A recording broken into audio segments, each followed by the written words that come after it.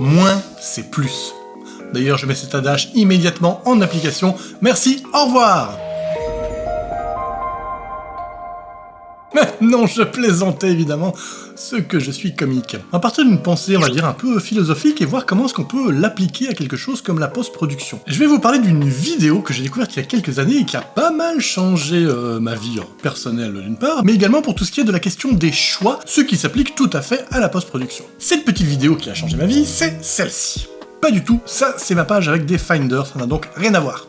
Cette vidéo qui a changé ma vie, c'est celle-ci, la voici. C'est une vidéo TED, vous connaissez peut-être les vidéos TED, ce sont des conférences assez courtes, d'une vingtaine de minutes en général, où quelqu'un de spécialement spécialisé, j'allais dire. Waouh! De spécialement renommé dans sa discipline, va nous parler d'un sujet qui lui tient à cœur. Et là, en l'occurrence, il s'agit de Barry Schwartz, qui va nous parler du paradoxe du choix. Alors, je vous résume un petit peu l'idée de cette vidéo, mais vraiment, je vous invite à la regarder. Vous retrouverez d'ailleurs le lien dans la description. En gros, il explique dans cette vidéo que plus on a de choix, et plus on risque de se retrouver coincé, d'une part par la paralysie du choix, le fait d'avoir tellement de choix à disposition qu'on ne sait plus quoi choisir, et donc on est complètement paralysé. Et ensuite, le fait d'avoir tellement de choix qu'on n'est jamais entièrement sûr d'avoir fait le bon choix.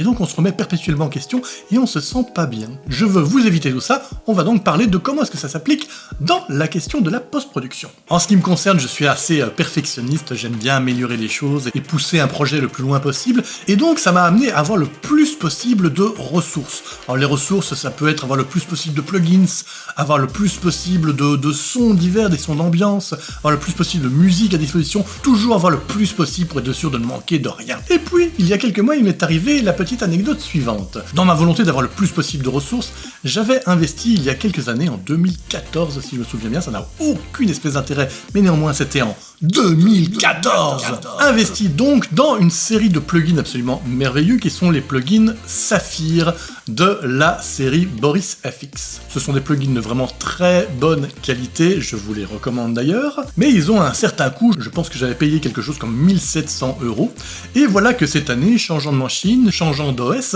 je réalise que mes plugins ne sont plus compatibles. J'écris donc au support, je demande comment faire dans ce cas-là, et là ils me disent que je dois repayer l'entièreté des plugins, 1700 balles de nouveau.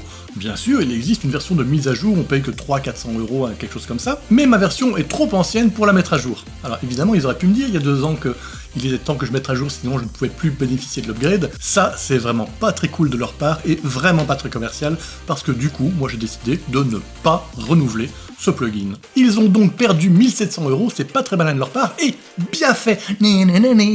Aucune dignité. Mais moi, de mon côté, j'ai perdu plein de plugins, et je me suis dit au début, je vais peut-être le regretter. Eh ben non, je ne l'ai pas regretté du tout, parce que ma vie est subitement devenue beaucoup plus simple, parce que j'avais beaucoup moins de choix. On en arrive donc au paradoxe du choix. Imaginons que je dois faire une transition entre ce plan-ci et une image de grenouille, parce que parfois on a besoin de faire des transitions vers des images de grenouille. Actuellement, donc, j'ai le choix entre un certain nombre de transitions, celle-ci, ou celle-ci, ou celle-ci, ou celle-ci, bref, ces 4 transitions sont très bien, mais néanmoins, si j'ai un nombre beaucoup plus important de transitions, j'ai envie subitement de trouver la transition parfaite, celle qui sera exactement ce qu'il me faut entre mon image et cette image de grenouille. Il faut que je vérifie toutes les transitions possibles, et à ce moment-là, je commence à toutes les regarder. Celle-là, et celle-là, et celle-là, et celle-là, et celle-là, et celle-là, et celle-là, et celle-là, et celle-là, et celle-là, et celle-là, et celle-là, et celle-là, et celle-là. Il y en a forcément une là-dedans qui doit être la bonne transition, mais laquelle? Peut-être celle-là, ou celle-ci? Non, je suis plus sûr, peut-être la première, ou alors la 9e, ou alors peut-être la 148e, ou peut-être la 42e, ou peut-être... Et vous pétez un plomb. Alors que si vous avez moins de choix, vous regardez quelques transitions, dès qu'il y en a une qui vous convient, eh bien c'est la bonne. Ce n'est pas la peine de chercher toutes les transitions du monde pour être sûr que c'est la plus parfaite, parce que qu'est-ce que ça veut dire parfait exactement? Parfait selon quels critères? Est-ce que vraiment ça va changer votre vidéo? Prenons un autre exemple. Sur cette transition, je veux rajouter un petit son. Alors les sons, on les a ici dans la Sound Library. Bon, alors là j'ai une très grosse bibliothèque de sons, j'aime pas me vanter, mais franchement j'en ai une très grosse. Et donc si on cherche un son pour faire une transition, on va aller regarder du côté des whoosh. Et regardez ici tous les whoosh que j'ai. Il y a par exemple celui-ci, ou celui-ci, ou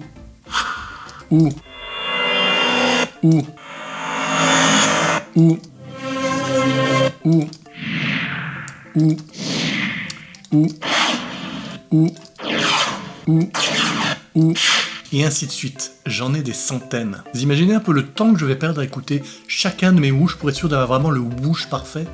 C'est de nouveau une énorme perte de temps, de concentration, là on cherche, on hésite, on revient en arrière, c'est du temps que vous ne retrouverez plus jamais. Pareil au niveau des luttes, vous connaissez sûrement les luttes, les lookup tables, qui vous permettent de changer d'un coup l'étalonnage d'une image, par exemple cette lutte-ci, ou cette lutte-ci, ou cette lutte-ci, et vous me voyez venir, ça peut être aussi celle-ci, ou celle-ci, ou celle-ci, ou celle-ci, ou celle-ci, ou celle-ci, ou celle-ci, ou celle-ci, ou celle-ci, ou celle-ci, ou celle-ci, et c'est à l'infini. Et vraiment, est-ce que vous pensez qu'il y a une de ces luttes qui va changer votre vie? Ou est-ce que la troisième était pas déjà super en fait? Ça devient aussi très compliqué au montage quand on a le choix pour exactement le même plan entre, je ne sais pas, 40 prises. Comment choisir entre si tu aimes cette chaîne, abonne-toi. Si tu aimes cette chaîne, abonne-toi. Si tu aimes cette chaîne, abonne-toi. Si tu aimes cette chaîne, abonne-toi. Si tu aimes cette chaîne, abonne-toi. Si tu aimes cette chaîne, abonne-toi. Et plus je rajoute des prises et plus ça devient compliqué de choisir. D'ailleurs en passant, si tu aimes cette chaîne, abonne-toi. Et vous allez voir que si vous n'avez pas tous ces choix, vous n'aurez plus cette éternelle inquiétude de est-ce que j'ai choisi le bon son, la bonne transition, la bonne image.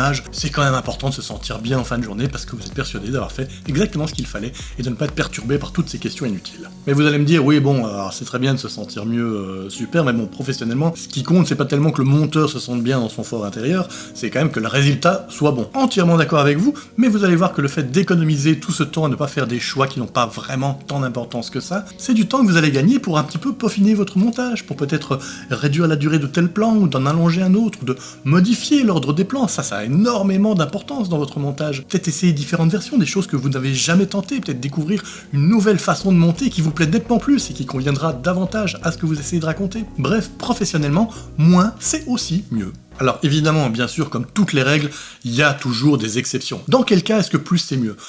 Tout d'abord, si c'est un projet à vous, voilà, que votre temps, c'est pas de l'argent qui coûte à quelqu'un d'autre, c'est pour un projet qui vous concerne, eh bien allez-y, faites-vous plaisir. Si vous avez envie comme ça un petit peu de perfectionner, puis peut-être de découvrir des nouveaux sons que vous n'écoutez pas d'habitude, allez-y, prenez ce temps-là. Ça peut être très chouette des fois de découvrir un petit peu, de fouiller un petit peu dans les fonds des tiroirs, les choses qu'on n'utilise pas régulièrement. Allez-y, faites-vous plaisir. Faut juste arriver à trouver le bon équilibre entre est-ce que ça me fait encore plaisir ou est-ce que ça devient obsessionnel.